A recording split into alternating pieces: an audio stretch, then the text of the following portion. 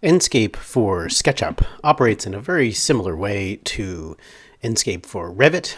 It installs a toolbar, and if you are running a Windows system and you've installed it on your own system, it probably prompted you at the start to install on SketchUp also.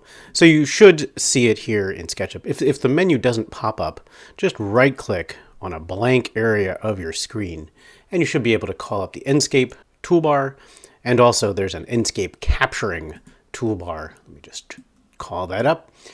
You can't capture anything till Enscape is up and running. And the toolbar actually looks suspiciously familiar if you've been using Revit. All you have to do is click on the Start Enscape button, and away it goes.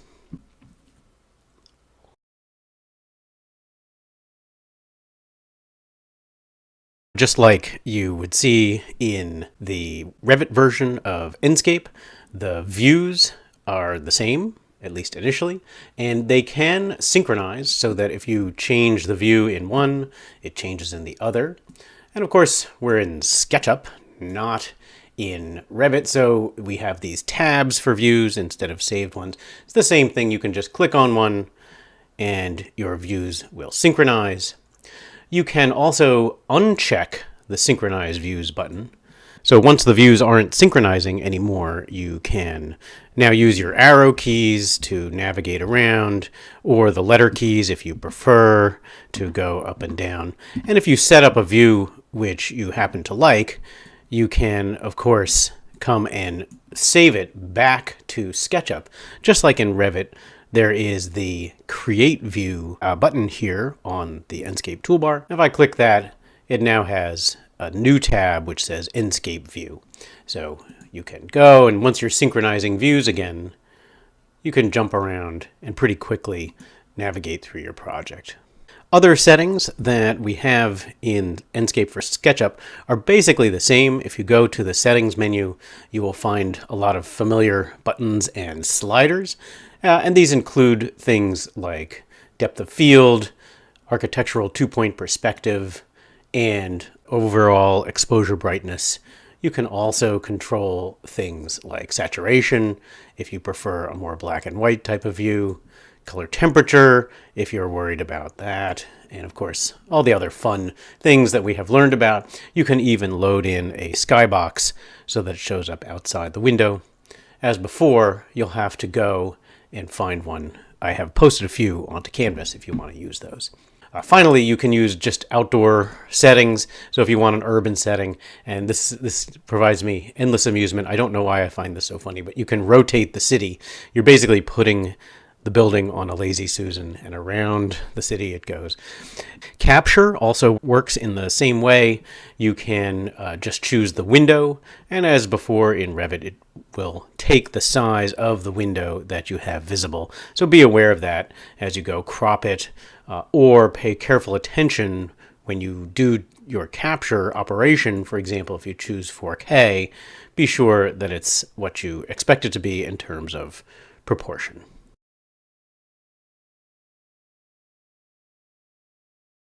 The big difference with the way Enscape works with SketchUp is in materials. Revit has its own kind of vast materials library with very sophisticated settings for things like reflectivity and transparency. Within the SketchUp environment, Enscape basically operates on the existing materials, and it allows you to change their properties using a special materials editor that's just SketchUp based. So first of all, you need to find a material, and I'll go, and I have my materials menu open here.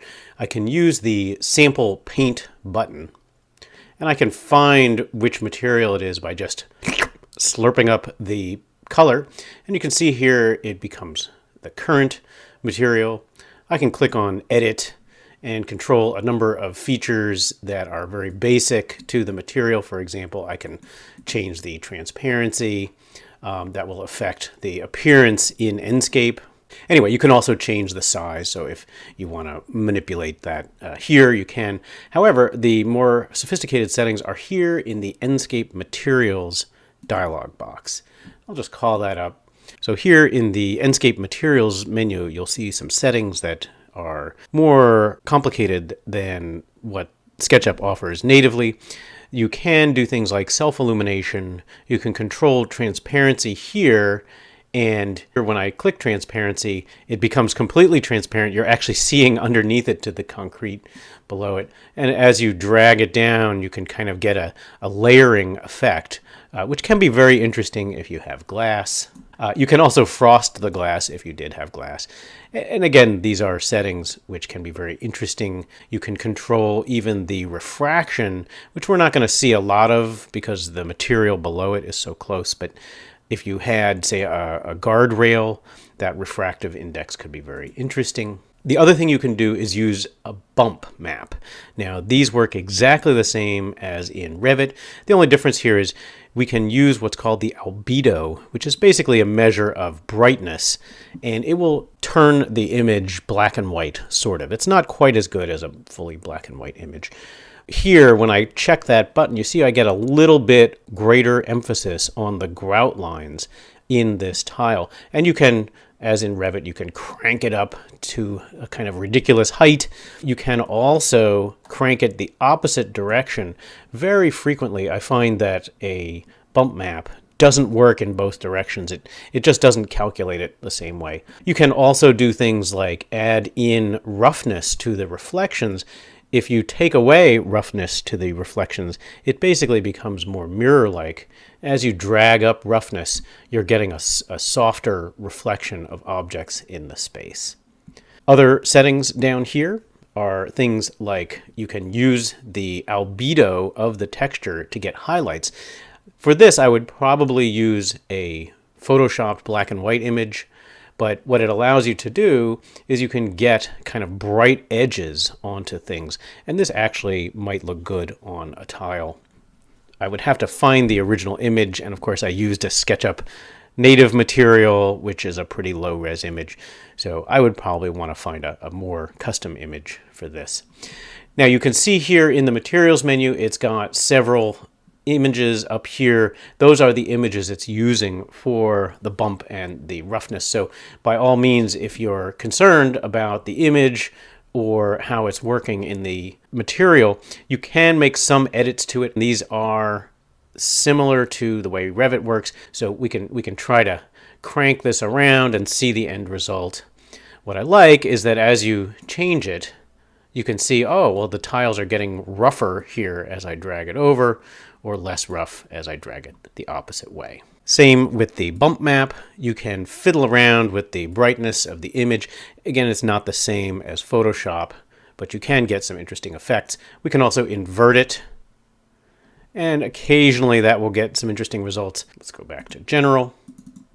And here are your main settings again. And with any of these, if you're not sure what it is, you can just slide it and see the change, but you can also click on the question mark and it will give you a little kind of tooltip.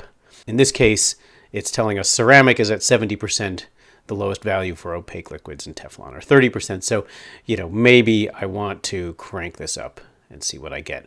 I don't think a ceramic tile on the floor should be quite so reflective.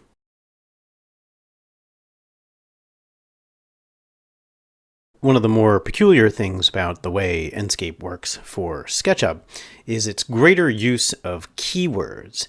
And you may remember from Revit World that we can change the name of a material to have either tall grass, grass, or short grass. Here in SketchUp, we can do the same thing, except there's a bunch more options. Each of these, there's kind of different, some that you'll really notice a big difference, obviously grass, but also things like glass, chrome, steel, even car paint affects the appearance of these materials. So back in our SketchUp model, if we find a material, and I painted this sign here, different material, just a different color. If we change its name by just typing in car paint, what you should see immediately are some highlights that show up. If you go to the materials menu, you can continue to change those. It just changes some basic settings. For example, if you want it shinier, if you want it more metallic, you can get that effect. You can also give it even a little roughness so that it appears to be sort of a powder coat. You can even make the material self-illuminated, which is kind of fun. You just have to be careful when you self-illuminate material. First of all, it does throw off light. So just like in Revit, you will get bright spots and shadows. You also have to be aware that the light will glow in a particular color. So if I set this really high, it's going to be glowing this white predominantly. I would have to choose a material and that for the glowing color, and that glowing color will throw shadows onto other materials that appears to be the same color. I'm not sure I want such a bright sign, a little more aggressive than I want in this particular project. All of these material keywords can be used anywhere. You just need to use your eyedropper tool. So you can suck up a material. The only thing that you can't change is the default material. Now I've painted the ceiling a default color. What I'd need to do is choose some other color, even if it's just white, and then modify it there. The rest of the strategy for changing materials is basically the same as you would see in Revit. Just add in things that you think will make the material more interesting, scuffing, bumps, dirt, or even just a bump map to represent a tile pattern.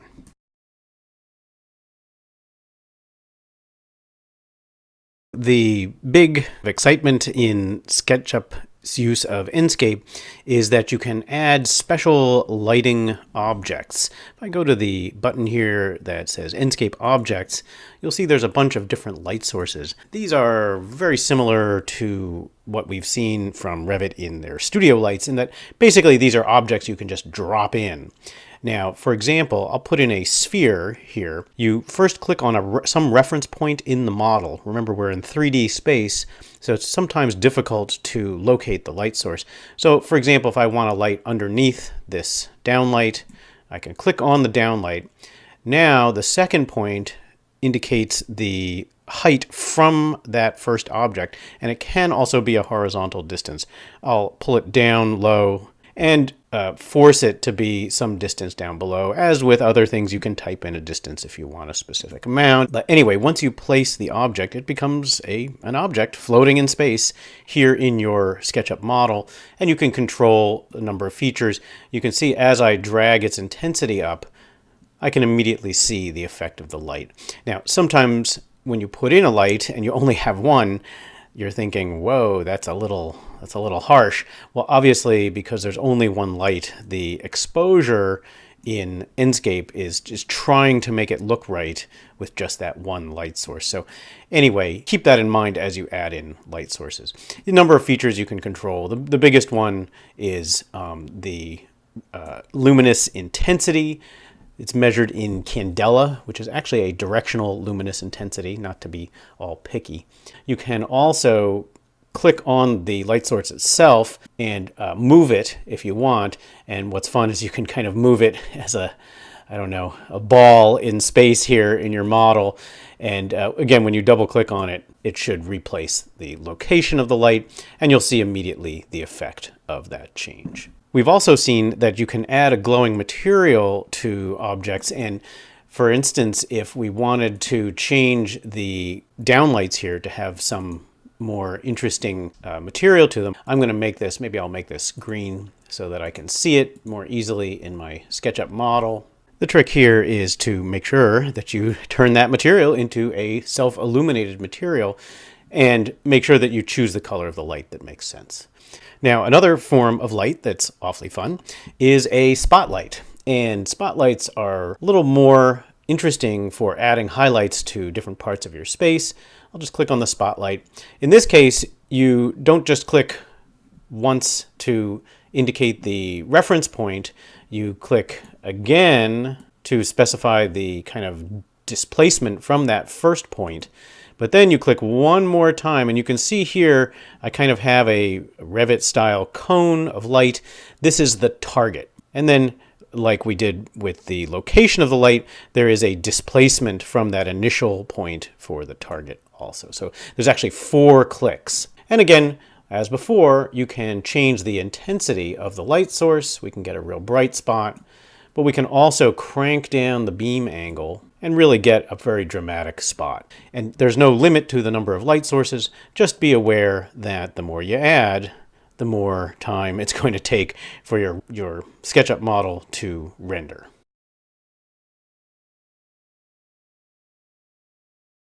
So the other type of light source that we can use besides the glowing materials and the spot are these three here. They all operate in kind of a similar way. There's a linear light source, a rectangular one, and a disc-shaped one. I'll just use the rectangular one.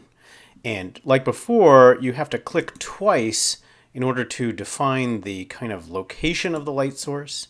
You also have to click twice to define the focal point of the light source. In this case, it's kind of like having a great big, I don't know, Batman batlight kind of thing. And what it does is it produces light from a shape, and you can see it in both of the SketchUp view and in the rendered Enscape view. And you can control, as before, the sort of luminous power. But interestingly enough, you can also control the width of the shape. If you look in the main SketchUp view, you'll see how the red grips kind of change shape as you drag the settings. And you can do the same for the length. And this is really very similar to how a photographer would use a fill light to kind of dump a lot of light in the space. I've cranked down, in my Enscape view, I've cranked down the sun so that you can really get a sense of the lighting and how dramatic it is. Anytime you're experimenting with lighting, it's probably a good idea to turn down daylighting. Daylighting can really be it can really fill the space with light. So it will wash out any electric lighting effect. Clicking and dragging your right mouse button while holding down the shift key will change the daylight setting. You can also go to the Enscape menu in the back in SketchUp and change the settings there for daylighting and also for electric lighting. You just go to atmosphere. You can change the power of the sun just by dragging it. It doesn't make a huge effect, but it's kind of a more subtle effect. You can also go under the Advanced tab and change how bright artificial lighting is if you want to change that balance to have perhaps a little bit more ambient lighting and a little bit less electric lighting. You can also insert light sources inside components, so that will speed up your life a little bit, but you can always just use these fill lights in any number of settings. And for the most part, just using ambient lighting from the sun will get you pretty far. To capture, it's just using the Shift F11 keyboard shortcut that we used in Revit. What you'll also see is that if you call up the capture menu here in SketchUp, Enscape capturing, that there is the render image button just like in Revit.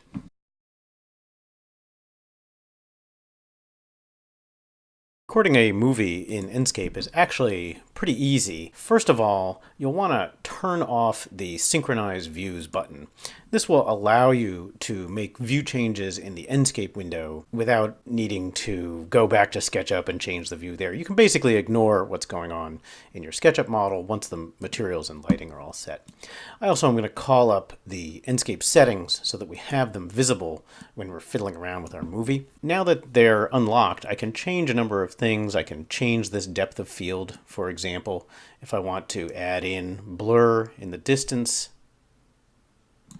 We can tell it to autofocus or not. This can be an interesting kind of cinematic effect. I can also change the render quality.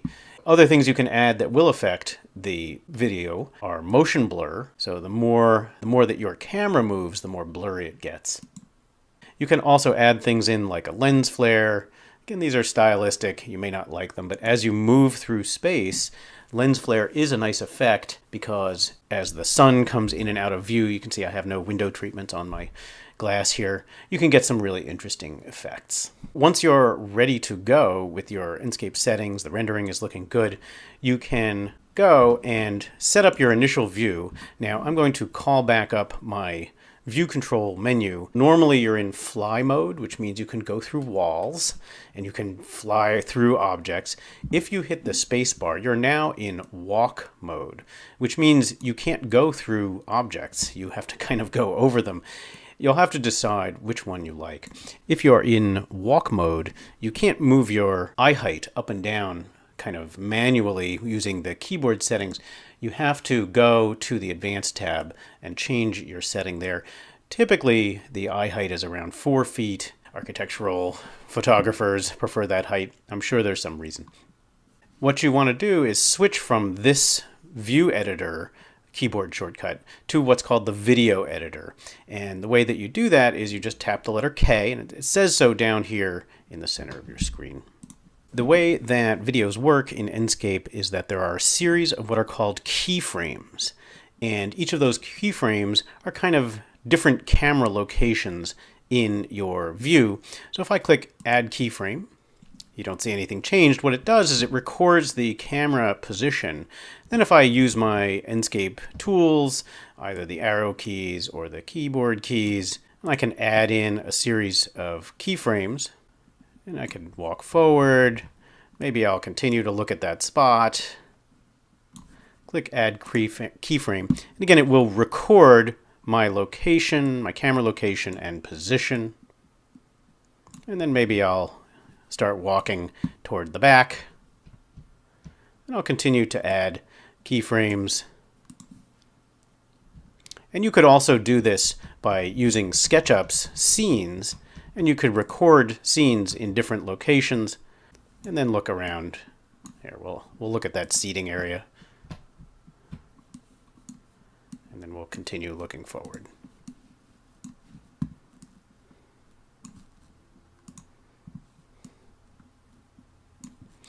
Now, what you can see when we turn around is that there are a series of these little cameras. Each of these little cameras is a keyframe. And in between those keyframes, there is a long period of animation. Now, let's say I wanted to change one of these keyframes. All you have to do is double-click on it. It will take you to that camera position. And then there's a couple of settings that you can change. You can change this depth of field, but that's been turned off in my settings. So I'd have to go back to my Enscape settings. If I wanted to change depth of field, I'm going to leave it as is. Now, the other thing that you can do is you can change the time of day in each keyframe. I think I'll leave it at this early morning, but you can imagine that could make for a very interesting daylight video, just leaving the camera in position, but changing the time of day. You can also change the field of view per each one. Finally, you can change how long it lingers on that keyframe. So I'm going to hit apply here. We're going to go to the next keyframe, which is number 2, and you can see how my timestamp says, well, now we're at 2 seconds. Well, if I want to have a nice leisurely walk here, I could stretch this out a little bit and hit apply. Go to the next keyframe. Maybe I'll linger on this spot here. You can keep jumping to each keyframe and kind of stretch it out. Now, we don't know exactly how this video is going to look until we export it, but this really gives you a pretty good idea of how long it's going to continue. We're up to 26 seconds, 37 seconds, so it takes me 12 seconds to walk from the front of the room to the back. And again, each of these can be changed individually. You can also, as you're changing them, you can change what the camera is looking at. You can see it even gives you that nice grid that cameras can do. We'll go to the next keyframe. And I guess I only had 9. There you go.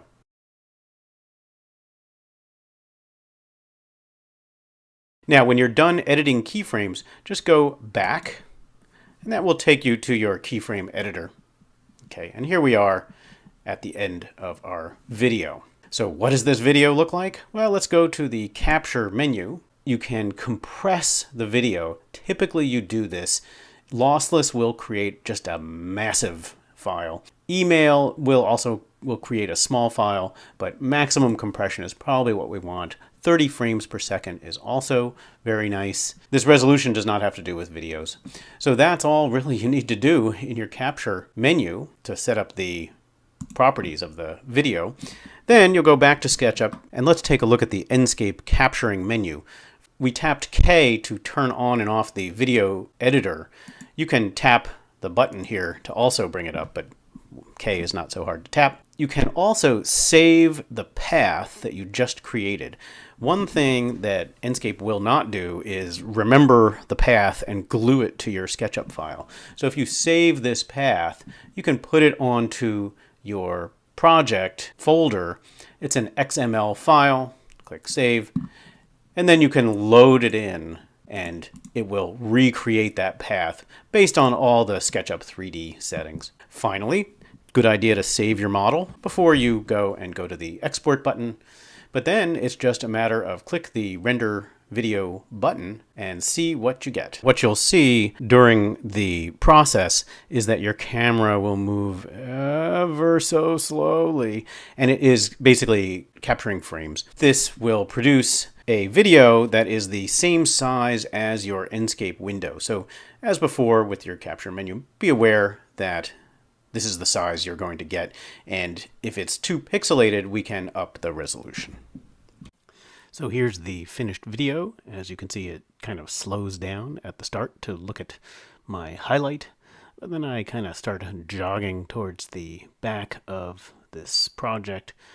You can also see that the background image moves smoothly and kind of logically with your progression through the space, which makes it look very good. So your goal here really is to finish out your space in a way which the materials and lighting look nice, and then capture a video which either does a lot of walking or just kind of looks around the space. But you should have at least a minute of actual animation, interspersed with still images or plans or anything else from your project.